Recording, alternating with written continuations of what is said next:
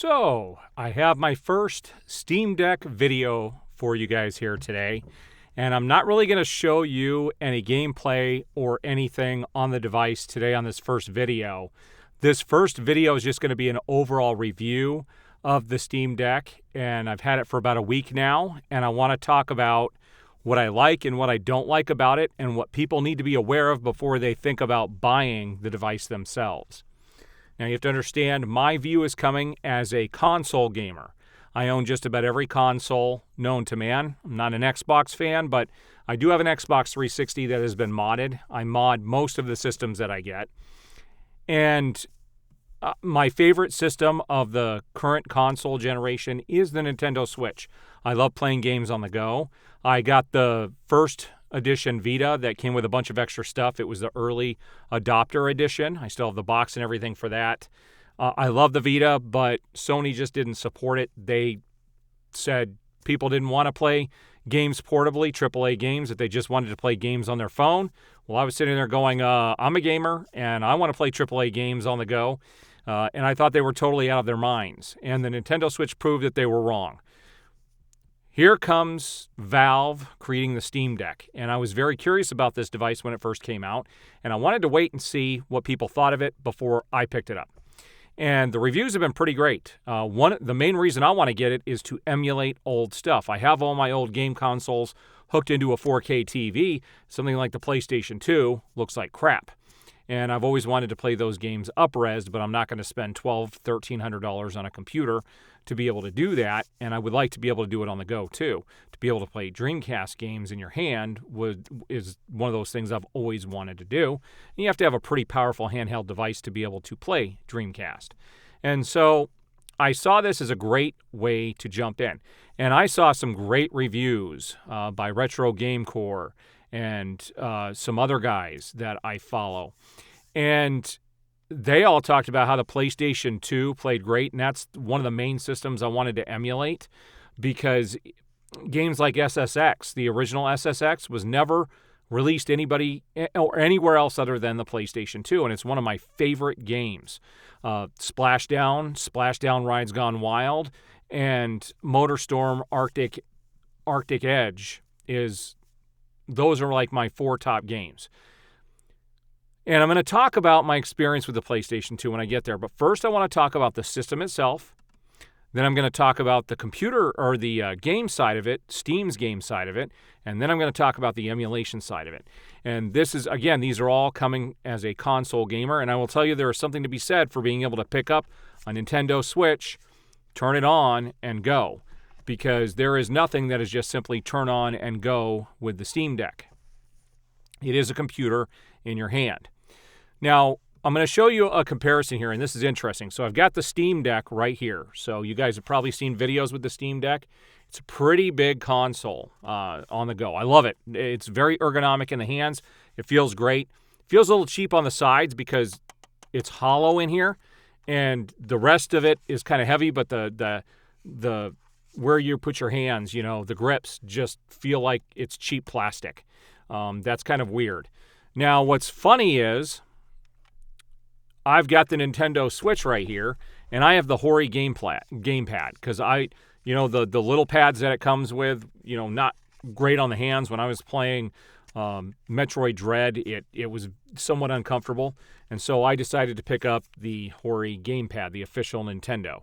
And I love these game pads. You get the same thing, though. They feel very hollow, very cheap. These don't have any rumble in them. Well, what's funny is if I put this up against the Nintendo or the Steam Deck, if I can line them up here, it's the exact same size. So if you have the Hori, gamepad, you've got the exact same size as what a Steam Deck is going to be. Now, the thing is, the Steam Deck, the actual screen is bigger. So let's talk about the buttons. The buttons are great. I think, the actual thumbsticks themselves feel a little loose, but they're ultra accurate. They're made with some magnetic technology that eliminates drift, which is great. And they've actually made the machine so that you can replace them if you need to. It's real easy to take the back off and unscrew 3 screws, pop a new thumbstick in if they do break. They're trying to fix everything that is wrong with other game systems to make people gravitate towards it, and that's a smart move. In fact, when I opened up the back to put a larger drive in it, everything was labeled. It was the weirdest thing to see. I've never opened up an electronic device where everything was labeled and easy to get to. The buttons themselves, very mushy. I thought with them being on the side of the game pads here that, it goes all the way to the curve, and I thought that was going to be uncomfortable, but it's not. It's actually very ergonomic and very easy to press. They don't get in the way. These track pads are uber sensitive. They work great. They have some weird sensations on them too when you touch them. They can have some haptic feedback that's very interesting that I didn't, I kind of wonder how they do that in such a small device, but it's pretty cool. So I do like the ergonomics of it. The screen itself is beautiful. It's got some pretty nice colors. It's a little more washed out than something like the Nintendo Switch, but I hear you can get some plugins that can enhance the colors. And the battery life, I haven't been able to really test the battery life too much yet because I've been tinkering with different things and haven't sat down for a big game session.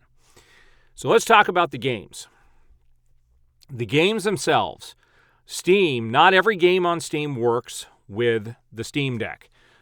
They have a color-coded system and some icons so you can tell if a game is fully compatible, partially compatible, should play, may have issues, or is not compatible. And some games are not compatible. Now, the thing about Steam is I've had games on Steam for years, but I'm not a computer gamer, so those games have pretty much sat there. I did get a Steam, I forget the name of it. It was the device that you could buy to play in another room. I actually do have one of those. It's not the Steam Link, Steam Link replaced it. I'm trying to remember what the name of it was. But at any rate, I have one of those, and I did play in other rooms before. So I did have games. Like I said, I like to hook a PlayStation 3 controller into it and play off of a TV, which was great. This allows me to play my Steam games on the go, but not every game plays. Now, what the interesting about Steam, and I wasn't familiar with this because I don't check Steam on a regular basis, but they have some incredible deals with games. And this week, and I'm going to talk about my experience with these games, is Warner Brothers had a big sale at the end of last week going into the weekend where I was able to pick up all 3 Batman Arkham games. You got the original Arkham Asylum, you got Arkham City, and Arkham Knight. All of those games, Game of the Year editions with all the downloadable content. They had all 3 games on sale for $8.99. Who does that? That's pretty freaking awesome. So I picked up all of them. And the first game is not compatible at all with the Steam Deck. The second game is compatible. They just made it compatible recently, and then Arkham Knight is not compatible. Well, there is a plugin you can get that you can download. There's 2 modes to the Steam Deck. There's the game side of it, and then you can go into what's called desktop mode, which makes it a computer. It reboots into a computer mode. And on there, you can download some plugins. So when you start your games on Steam Deck, you've got a kind of a screen that shows all the details, and there's actually a settings thing you can press, and it goes into this menu setting. And you can go in there, and there's actually a properties option, and you can choose what are known as protons, kind of executable ways of launching the systems. And you can download a custom proton that will actually allow the non-functioning Steam games to play. So I did this for Arkham Asylum. Plenty of people online had it running. I have the same machine they all do, but I couldn't get it to run. I downloaded this proton, and it just would go into a loop and then just shut off, go into a loop, and then just go back to the menu. But everybody online was getting it to work. I even reached out to a friend of mine on Facebook, and he was able to get it to work, and he was trying to help me, and it just wouldn't work. So I decided, okay, I'll download Arkham City and get, since that one works, and I'll load it and then go back and try the other one. Maybe it'll cache something that'll help the other game launch. Well, I did that. It still wouldn't work. So I said, okay, I'll just go ahead and download Arkham Knight, and we'll do that one. I'll try that with the special proton, and that one loaded just fine. I then went back to Arkham Asylum, and then that one loaded just fine. And now they all load just fine. Every game that I have tested has worked great with the proton except for one game. I did do Lara Croft, the whatever Tomb Raider Underworld, And that one had a very choppy frame rate. It wouldn't work properly, but I didn't go in to change any of the graphical settings. The other games played great with their graphical settings as they were, and they played at a solid 60 frames a second, which was pretty surprising. Now, the screen is only 12 something by 800, so that's what it's going to display, but you can hook it up to a TV and play it at a higher resolution.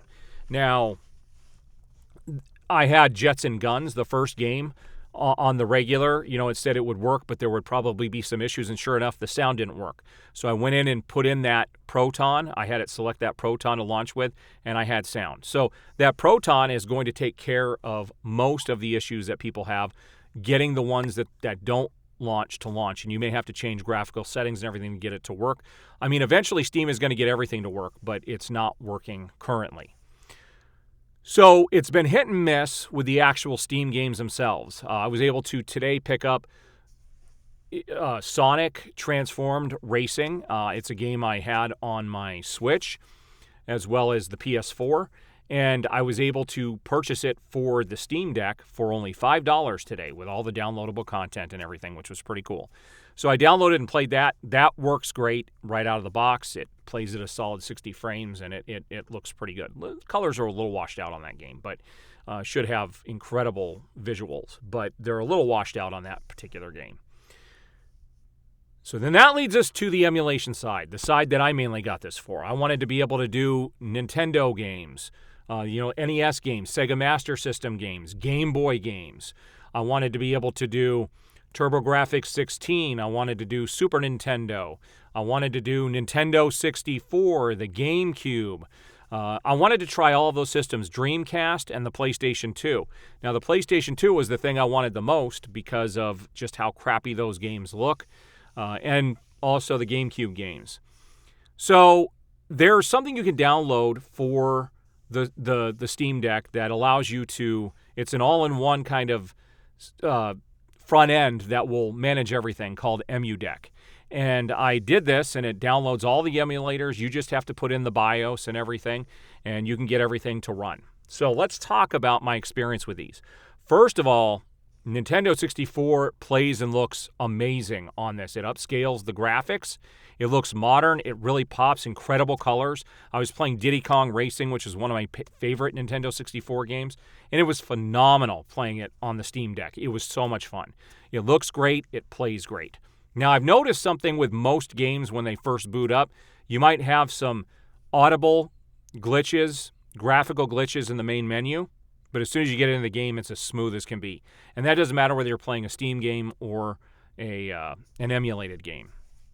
There tends to be sometimes issues with the menu, but then you go in and it's fine. The gameplay itself doesn't have any issues.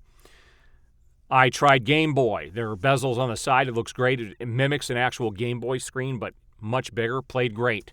Nintendo games, Sega Master System games. I used to play Hang On as a kid a lot. That game was awesome on there. And Super Nintendo plays. All of those games play great. So we get into the bigger systems like the Dreamcast. We get into the GameCube, and we get into the PlayStation 2. GameCube, again, plays phenomenally well. Looks great.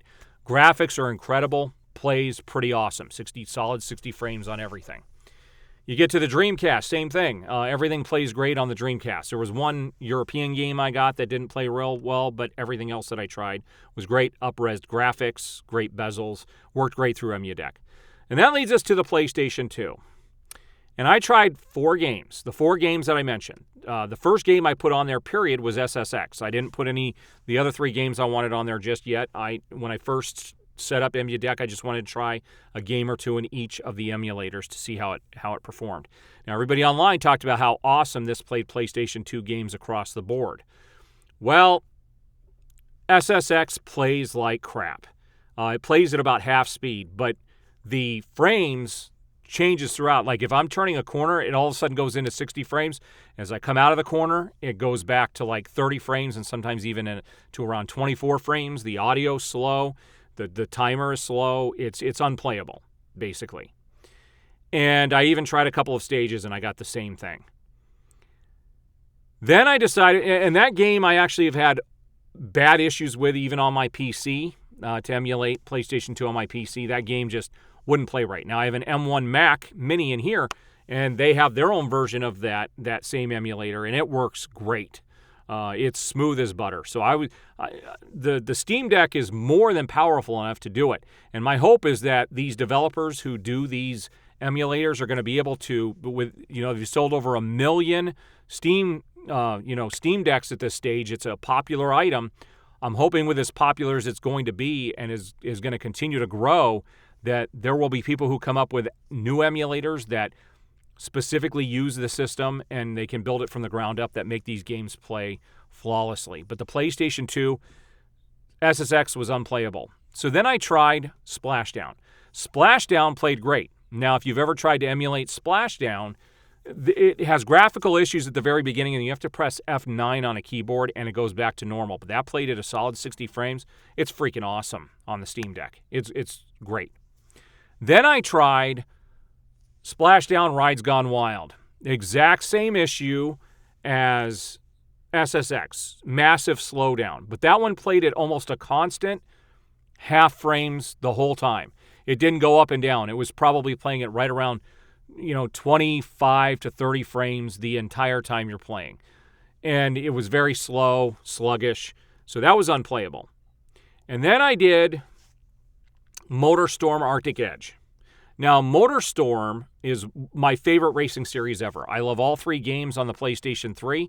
I have this on the PlayStation Portable, the same Arctic game, and then the PS2. And eventually I'm going to show you guys everything I'm talking about. I'm going to do a video showcasing the slowdown and everything with each one of the emulators. And I'll actually have my camera on the Steam Deck so you guys can see that. So I will be doing a video showing you guys all of this, so I'm telling you the truth and you'll see exactly what I'm talking about. That game, the first time I played it, had issues. The second time I went in, it did play at a solid 60 frames and didn't have any issues on the tracks. So at first, it also had dips and, it was going up and down kind of like SSX was, and it really wasn't fun at all. But the second time I went into it, for some reason, it played just fine. Now I'm going to go back. What I did is I beat that first stage with the bad frames, and then I went, to stage 2, 3, and 4 inside of MotorStorm. And I didn't go back to the first stage. I'm going to go back to the first stage, and I'm going to find out if it still has issues, because it might be just that first stage. I don't know. So it's a mixed bag for me. Even though I wanted this to be an all-in-one emulation device, it's not. It's just simply not.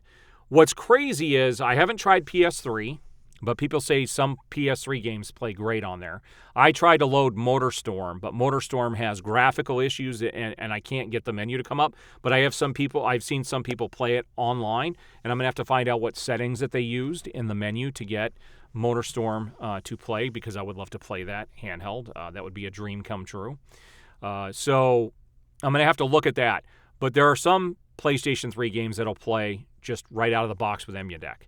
I don't know how they do that, but it does. Some Xbox 360 games will play. And here's the crazy thing. It actually plays Nintendo Switch games. I put 3 of my Nintendo Switch games actually on the Steam Deck, and they play flawlessly. It's the weirdest thing to be able to port that over, put it on the Steam Deck, and it's a pretty powerful device. So it's kind of a mixed bag here at the end. Here's what I will tell people. If you just want to be able to pop a game in and play it, or think you're going to be able to download something and run, that's not what the Steam Deck is. It is very much a computer and will need some configuration. I'm good with computers. I don't mind doing that stuff. And I'm having fun actually tinkering with the system. I'm just hoping these emulators get better. I hope Steam can speed up their process of getting these games to play natively on the Steam Deck. I mean, that's the whole reason they released it, was for you to be able to play your Steam library. And it's just only a small portion of the library.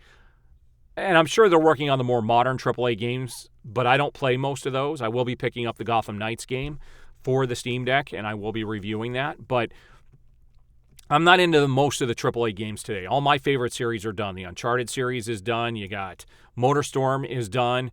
You've got Killzone. They're not making any more of those. So all the games that I loved, over these last 3 generations, they're not making those games anymore. And there's not a whole lot I'm excited for.